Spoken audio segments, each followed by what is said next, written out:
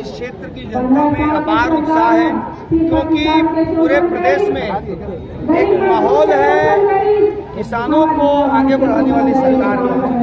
आदरणीय भूपेश बघेल जी के नेतृत्व में जो काम हुआ है उसका असर आज छत्तीसगढ़ में दिखाई दे रहा है, और छत्तीसगढ़ की जनता किसान के हित में, किसान को आगे बढ़ाने के लिए छत्तीसगढ़ महतारी जिसने 5 साल तक लगातार सेवा की है, ऐसी सरकार को लाने के लिए छत्तीसगढ़ में कांग्रेस, किसान और सभी मतदाता मुझे दृढ़ संकल्पित नजर आ रहे हैं। मैंने अभी देखा है एक एक कार्यकर्ता, एक एक मतदाता के आंखों में एक विश्वास नजर आ रहा है, जो ये दिखाता है कि खैरागढ़ में हम लोग प्रचंड वोटों से जीत करके आएंगे।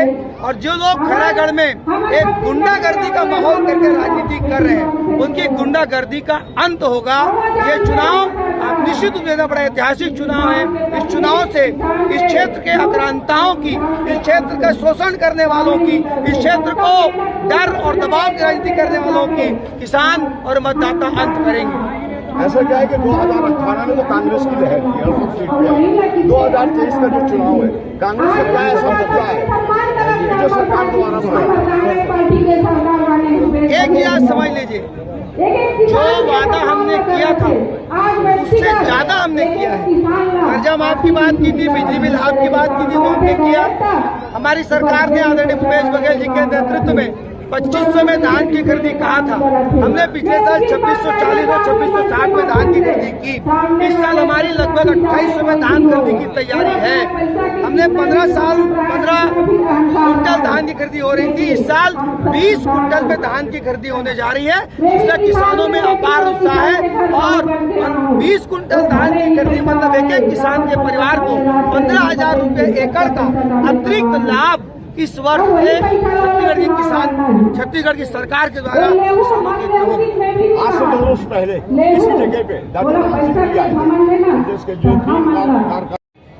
जैसे ही प्रदेश के मुख्यमंत्री बने आदरणीय बघेल जी मंच से शपथ ली, और शपथ लेते ही पहला आदेश सीढ़ियों से नीचे जाकर पहला आदेश किया कि भैया जब मैं अपने कार्यालय में पहुंचूंगा उस वक्त में कर्जा माफी का 10,000 करोड़ रुपए का कागज मेरी टेबल पे होना चाहिए।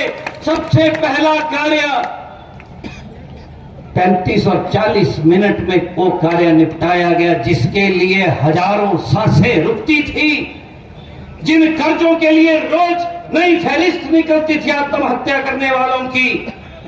हमारा किसान, हमारा गरीब आदमी कर्जेदारी में डूबा हुआ था, उसकी आने वाली पीढ़ियां जो थी वो सोच नहीं पा रही थी कि क्या भविष्य होगा।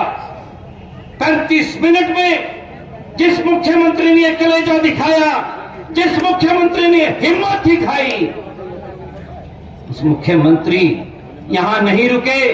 वो मुख्यमंत्री आज आपकी जेब में पड़ने वाला जो धान की कीमत है, गौरव के साथ कहना चाहता हूं, हिम्मत के साथ कहना चाहता हूं, जब दिल्ली की लाठी पड़ती थी, जब सीबीआई की, विजिलेंस की और ना जाने एनफोर्समेंट ईडी वालों की कितनी यहां पर रेड पड़ी, उसके बावजूद भी आपके बीच का बेटा, किसान का बेटा कमर कसकर इस प्रदेश की जनता की सेवा में जुटा रहा।